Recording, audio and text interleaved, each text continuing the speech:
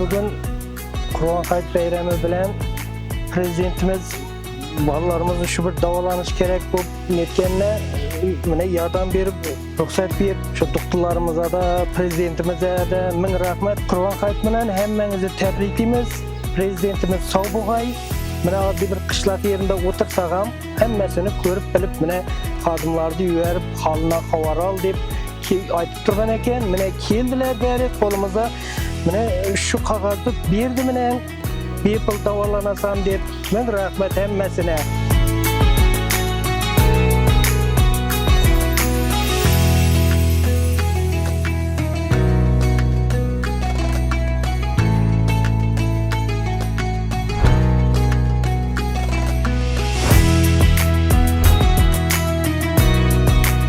Kurban hayiti münasabati bilan 18 yoshgacha bo'lgan bolalar orasida beriladigan vaqf fondi orqali berilgan mukofot puli voucherdan minnatdormiz. Rahmat prezidentimizga, hukumatimizga rahmat hammasine.